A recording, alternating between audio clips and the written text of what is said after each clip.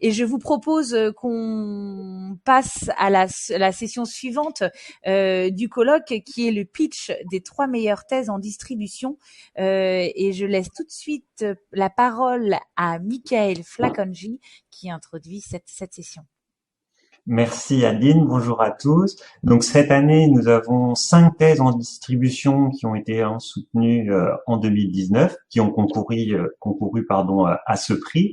3 finalistes se sont largement dégagés et ont l'honneur de pouvoir présenter leur travail doctoral en plénière aujourd'hui. Alors pour avoir été à leur place il y a quelques années, je suis bien placé pour savoir qu'il s'agit d'un moment important dans la vie d'un jeune chercheur. Alors, avant de les entendre, je vais laisser la parole au professeur Olivier Badeau et à Christelle Fournel, membres de la chaire Retailing 4.0 ESCP Bearing Point, qui nous font l'honneur de parrainer cette remise de prix depuis plusieurs années maintenant. Merci Mickaël, non, c'est un honneur pour nous et c'est un honneur pour la chaire. Alors j'en profite pour présenter notre coordinatrice générale, le docteur Christelle Fournel. Voilà, Christelle, bonjour Christelle, avec nous. Bonjour à tous. Notre précédente coordinatrice générale est partie présider un colloque prestigieux de recherche en distribution.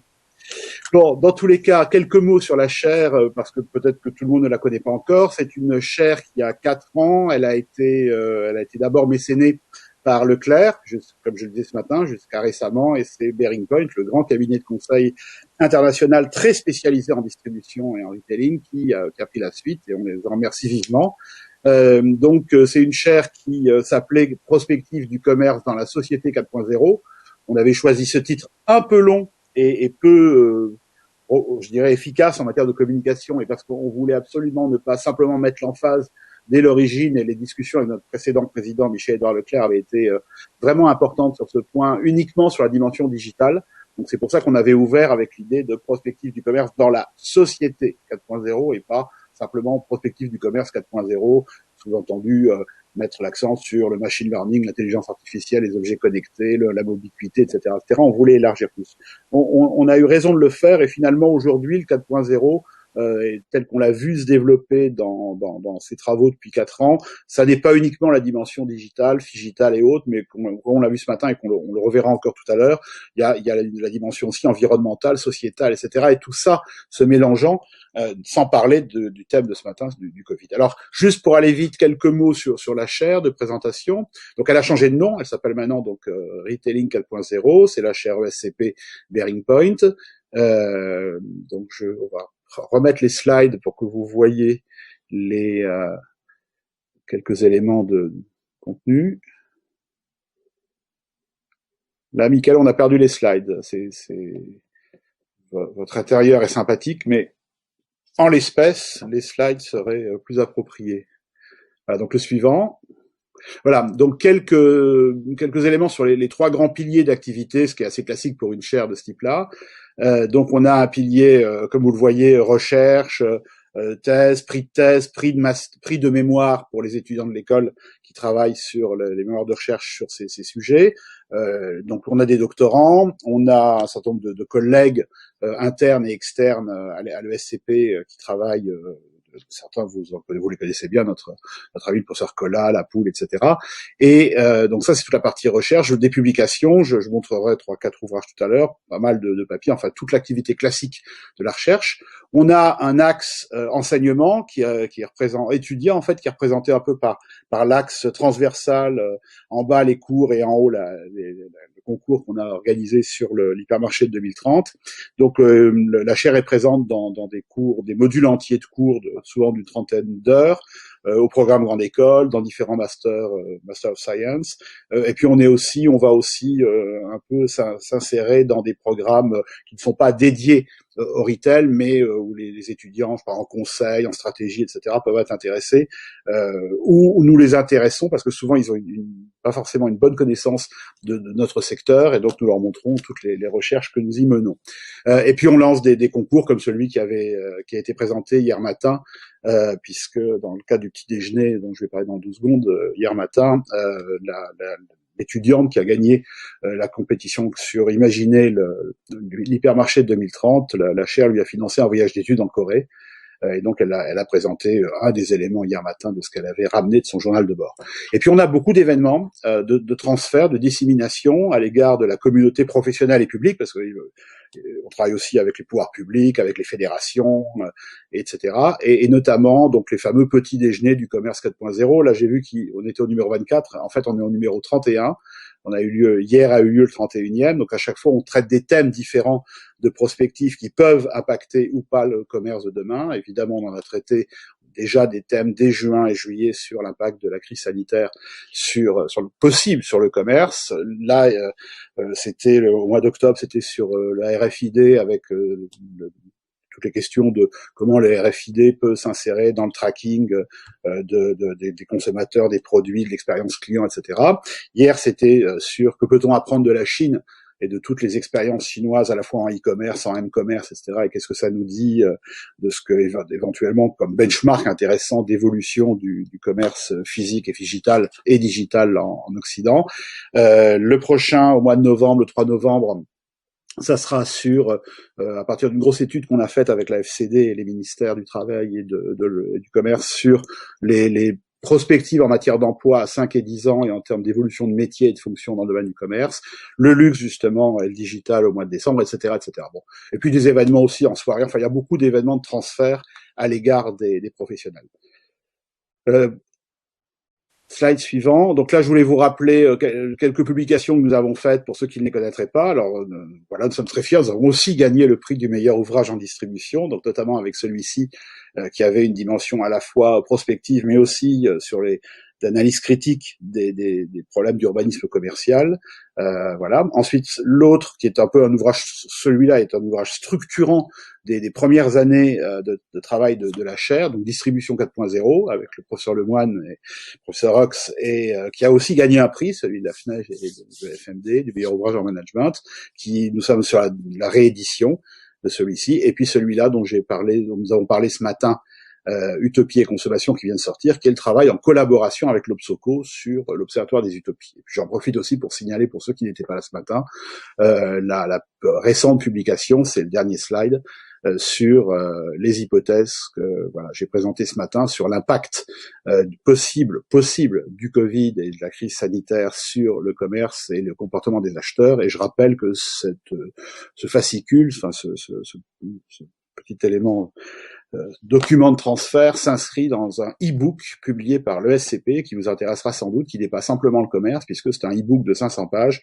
où on a fait travailler les collègues de toutes les facultés des différents campus de l'ESCP dans toutes les disciplines de la science de gestion pour imaginer les impacts que la crise sanitaire pourrait avoir sur la finance, le management, l'organisation, etc. Donc voilà quelques éléments de présentation.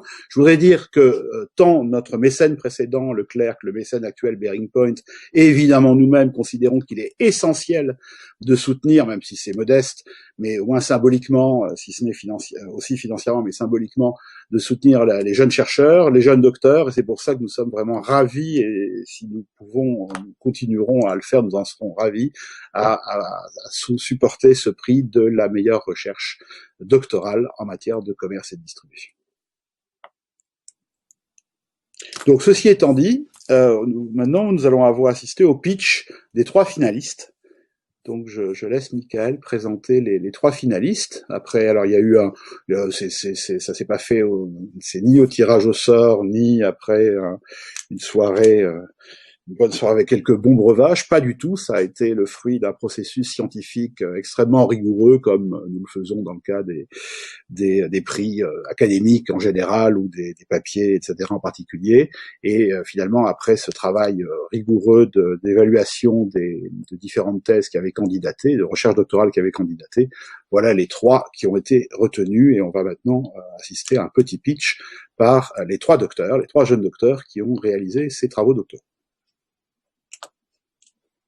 Nous allons laisser en premier la parole à Guillaume Devalet.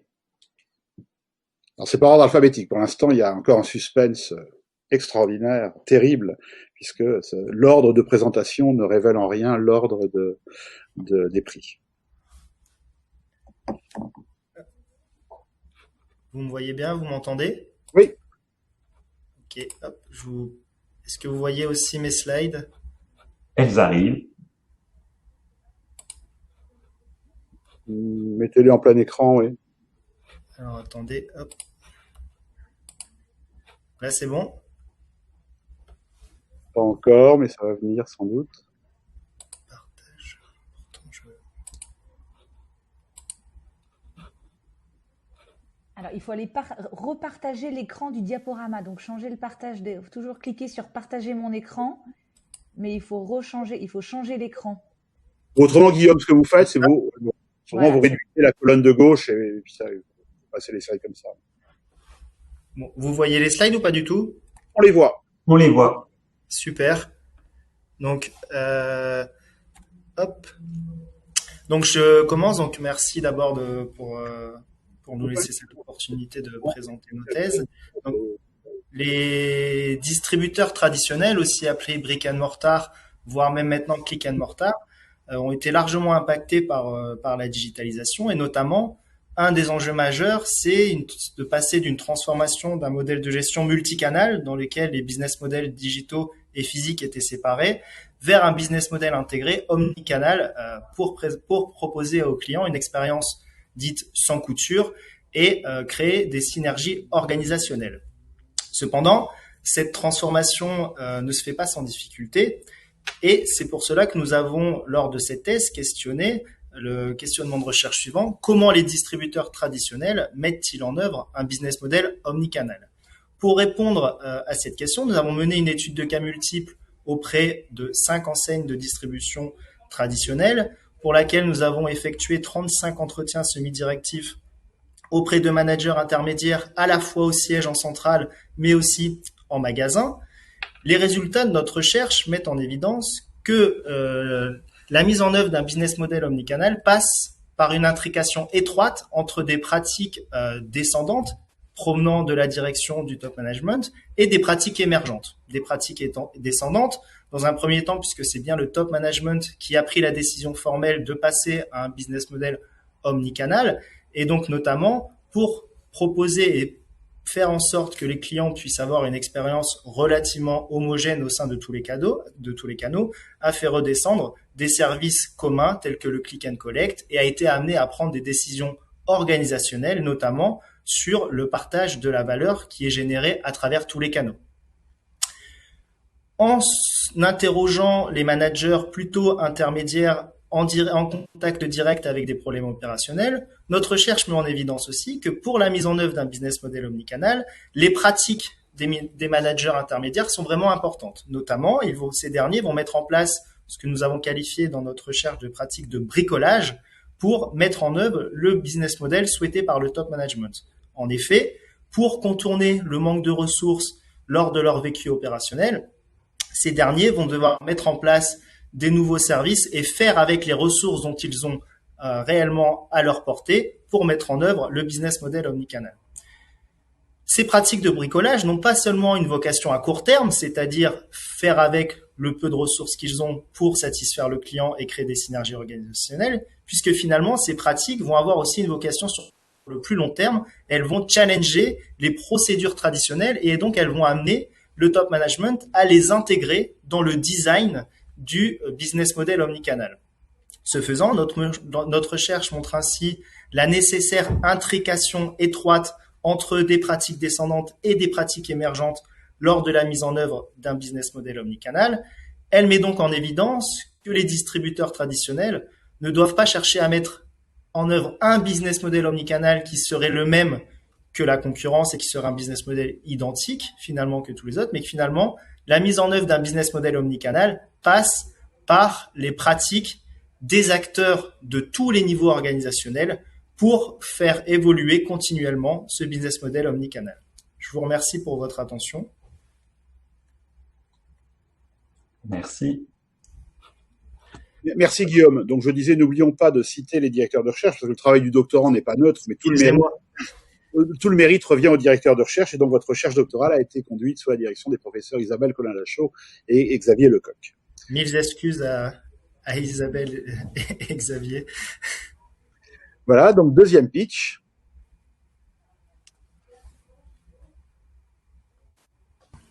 Bonjour.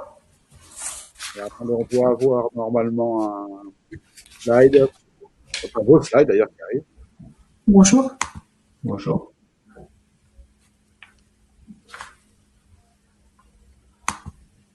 Donc, docteur Vaziri, ça va être pour vous. Voilà, dès que vous êtes là, voilà, on la laisse.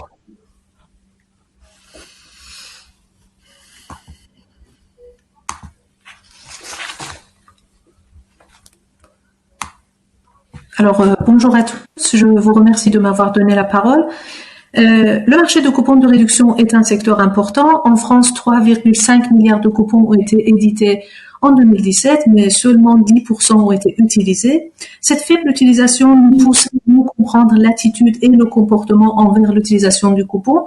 Toutefois, il y a peu de recherches sur ce sujet. De plus, lorsque on étudie en détail la littérature, on s'aperçoit que cette dernière est fragmentée. De notre point de vue, il est possible de compléter les travaux actuels en introduisant un nouveau concept, celui de la distance, afin de mieux expliquer l'attitude et le comportement à l'égard des coupons. Alors, la problématique, j'arrive pas à... Avec votre flèche, vous pouvez descendre.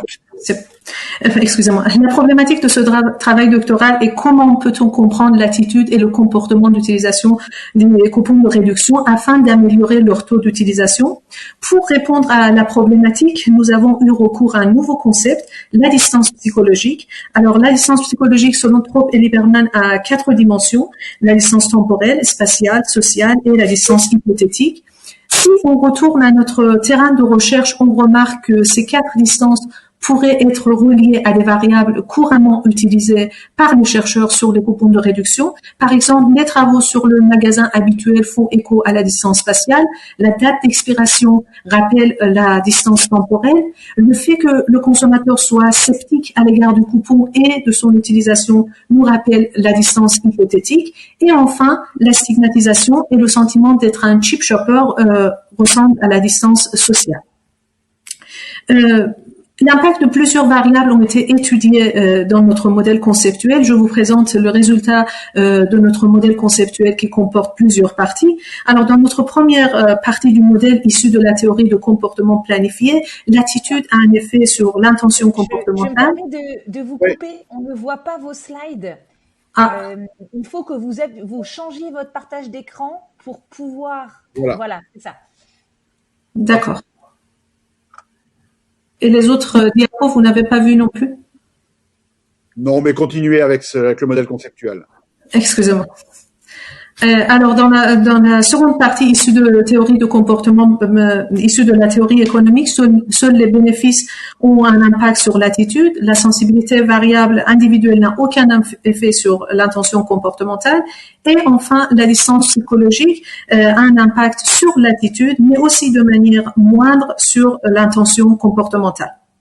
Concernant les apports théoriques de notre travail, tout d'abord, nous avons remis en cause l'intérêt des théories de comportement planifié. Ensuite, nous avons montré la non-pertinence d'intégrer les coûts qui n'ont aucun impact sur l'attitude. Notre deuxième apport a été de démontrer l'intérêt d'avoir recours à la distance psychologique pour compléter les modèles et les théories existants. Concernant les contributions managériales, nous pouvons en premier lieu conseiller à l'entreprise de diminuer la distance hypothétique du coupon. Pour ce faire, il faut qu'elle travaille avant tout sur la forme du coupon pour le rendre le plus crédible possible. Pour diminuer la distance sociale, nous pouvons proposer des coupons sur les réseaux sociaux afin qu'ils soient plus acceptables pour les groupes des pairs. Et enfin, il est nécessaire de diminuer la distance spatiale. Il faut éviter les coupons utilisables dans les magasins éloignés. Alors, si la distance est une variable clé pour influencer l'attitude du consommateur et l'intention comportementale, les bénéfices perçus restent la variable à privilégier car ils ont le plus d'impact sur l'attitude. Il est important d'avoir une vision plus holistique du coupon et moins centrée sur le bénéfice utilitaire. Je vous remercie pour votre attention et désolé pour les diapos. Il y avait des animations, mais je pense que vous n'avez pas vu les animations sur les diapos. Oui, mais on a vu l'essentiel. Donc, merci beaucoup, docteur Vaziri. Je rappelle que votre recherche doctorale a été menée sous la direction des professeurs Véronique Plichon et Véronique Desgaret. Oui. Voilà. Et nous allons donc maintenant entendre le troisième pitch, donc du docteur Raouf Zafri. On va vous laisser arrêter le partage d'écran. Voilà. Parfait. Bonjour. Merci. Merci de me donner l'opportunité de présenter ma thèse. Je vais réaliser la diapositive du professeur François Lemoine. Et je vais partager par écran avec vous.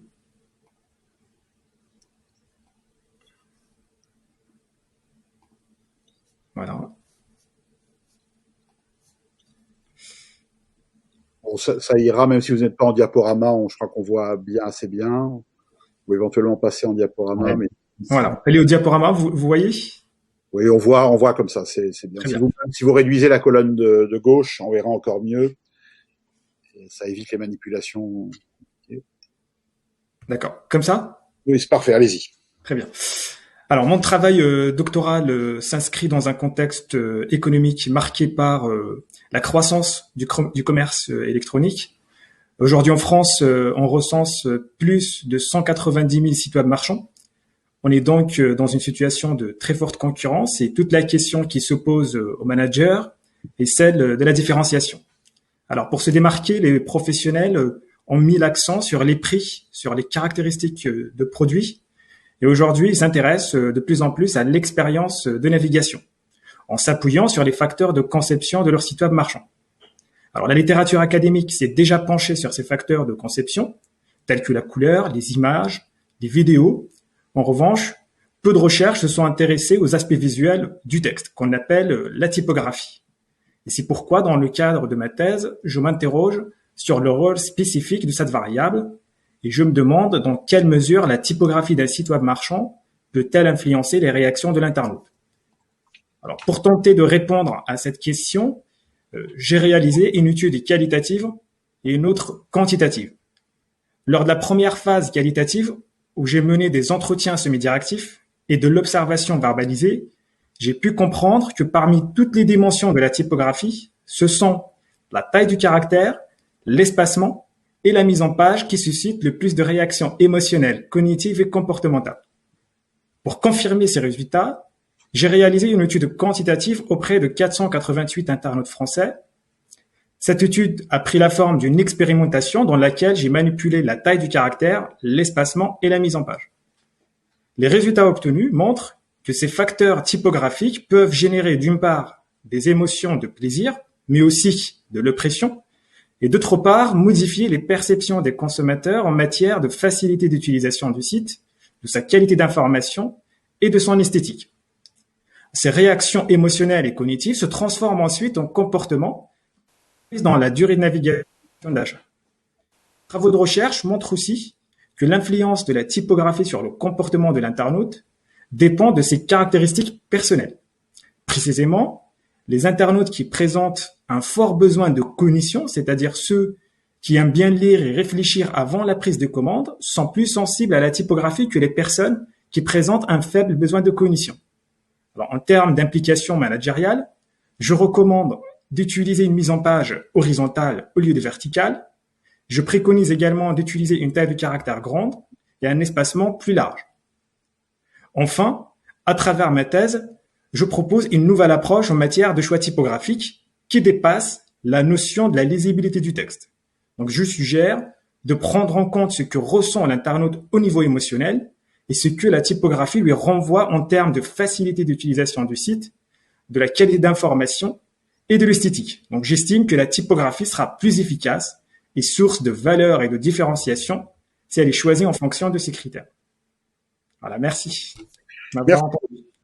Merci beaucoup, Dr Zaffry, pour cette présentation. Donc, merci aux trois docteurs finalistes pour la présentation de leur pitch. Là, c'était extrêmement clair et très, très efficace. Et je vais donc maintenant laisser notre coordinatrice générale de la chaire, le Dr Christelle Fournel, le suspense est à son apogée, annoncer les prix par ordre croissant, c'est-à-dire le troisième prix en premier, le prix, le tilde de bronze, le deuxième prix, le tilde d'argent, et le premier prix, le tilde d'or. Ma chère collègue, vous avez la parole. Alors, bonjour à tous. Oui, le tilde de bronze a été décerné au docteur Tanaz Vaziri. Ah. Et là, j'ai le prix qui vous sera envoyé. Donc, pour les trois, s'il vous plaît, envoyez votre adresse postale à Michael ou à Adeline ou à Régine afin que je puisse vous les renvoyer. Voilà, bravo, docteur Vaziri. Félicitations. Le Til d'argent a été décerné au docteur Vallée. Voilà.